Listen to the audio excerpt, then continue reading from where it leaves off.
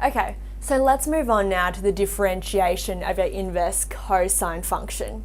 And you can see here that we've given you this standard integral formula here. Yeah, and why we've done that is because only for inverse sine is the formula given in your standard integral table in your exams, whereas for inverse cosine it's not. So what I want to teach you today is how to work out the differentiation of inverse cosine from the formula that's given to you. Now, have a look here first. So this is what's been given to you. Now, when you have -1, the integration of that becomes inverse cosine x on a. So the only difference here is your -1. Yeah, everything else you can see is exactly the same. The only difference is it's -1. All right, so similarly to how we explained the differentiation inverse sine, if the integration of this becomes that, therefore the differentiation of inverse cosine must become this. Yeah? So the only difference is that the differentiation of cosine is now going to give you -1 on the square root of a squared minus x squared. Okay? So the important thing to remember here, I would just keep, lock it into your memory. Inverse cosine is associated with -1. Yeah? I think that's easy enough to remember. And now let's have a look at the general formula. So all it is that a equals to 1. So here we have 1 minus x squared, yeah? And this is just a general formula for differentiating inverse cosine. And that's exactly the same with your inverse sine, except it's -1, okay? So just drill that into your memory. Inverse cosine, the differentiation of that is associated with -1 on this. All right. So I want to show you why it is -1 instead of 1 for your inverse cosine. So the first thing is I'm going to let y equal to inverse cosine x, yeah? And that equals to x equals to cosine y. I've just switched the input and output. That inverse becomes just cosine. Now, differentiate that in terms of y. So dx on dy equals to negative sine y. Yeah, remember how the derivative of cos y is negative sine y? So now you can kind of see where that negative comes from. Now, because I want dy on dx up here, I've just flipped that, okay? So that becomes -1 on sine y. I'm going to use the same trigonometric formula as I did for proving the inverse sine, which is sine squared plus cos squared equals to 1.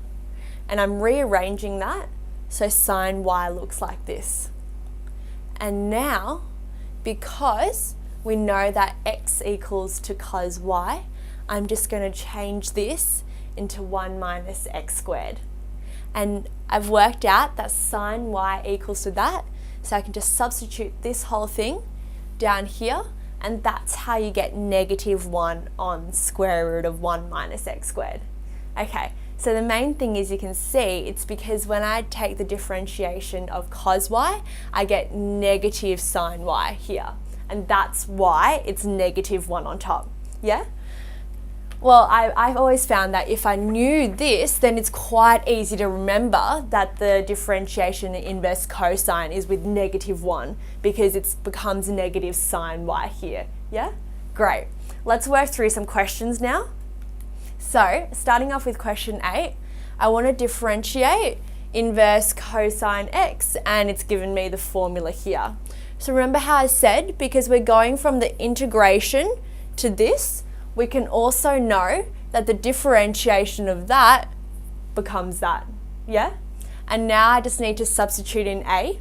So I have x on 1, so I know that a equals to 1. I just substitute that in, and I just get 1 minus x squared there, okay? So easy enough, but it's just good to get practice on the easy questions first before we move on to anything more difficult. All right, let's move on to question 9 now. So here I want to differentiate inverse cosine of x on 4, okay? And we've given you this memory box up here so you can refer to that. Now the first thing is that over here, a equals to 4. Yeah, can you see that? Because it's x on 4. But because it's just x by itself, we don't have to worry about the chain rule or anything like that.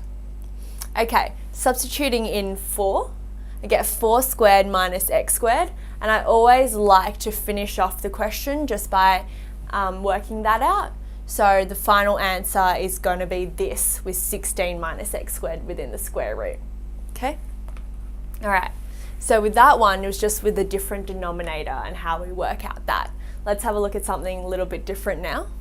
So here in question 10, I want to find out the derivative of inverse cosine of 5x. Okay? Now, because it's 5x, I know I'm going to have to be working with a chain rule here.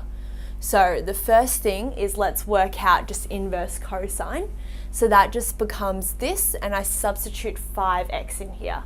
Now remember, in your inverse sine, I really stressed that even though it looks like just 5 times x and students get confused and just have x squared, just make sure you put this whole thing into your x squared. Yeah, and you make sure you're also squaring the 5 as well. And the best way to do that is just draw brackets there to remind yourself.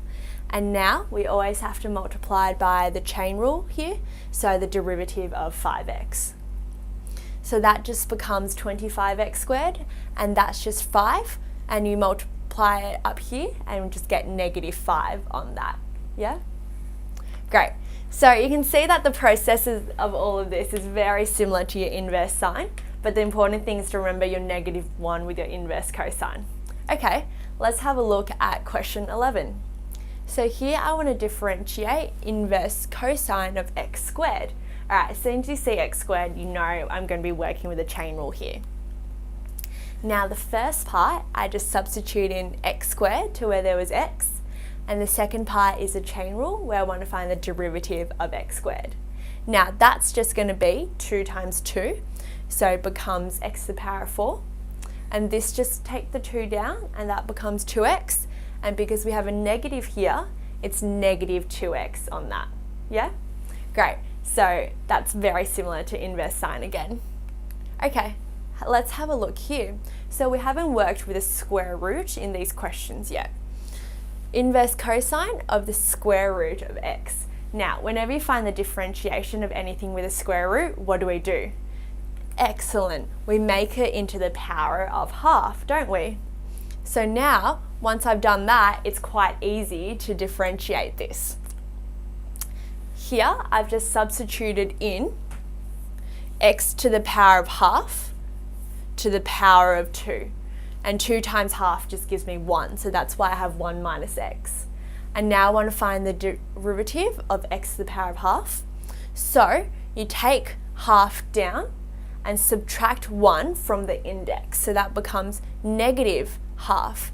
Now you can see that the question is given to you like this and not in index form. So that's why I can't leave the answer like this. I have to change it back.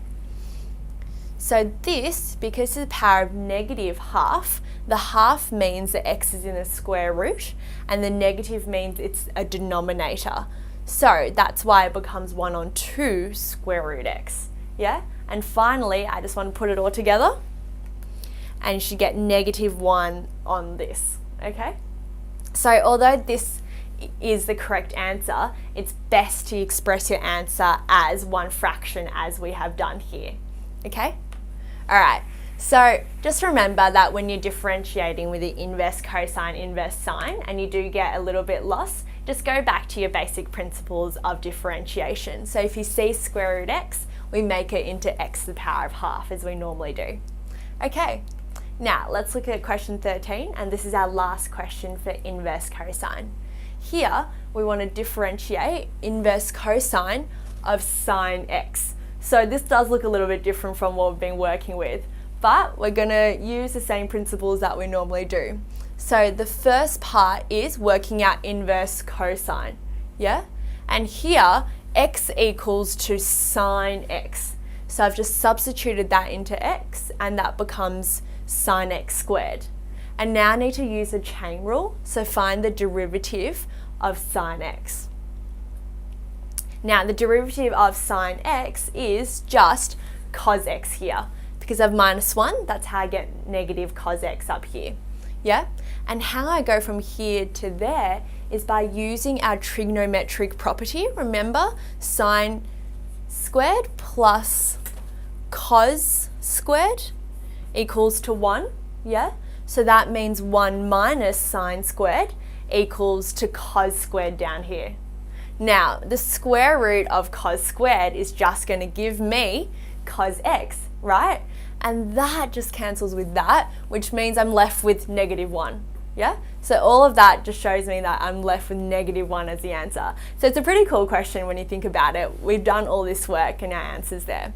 And now, important thing to remember is to get your answer here, you're going to have to remember your trigonometric property of this. Okay? Otherwise, there's no way you're going to do that.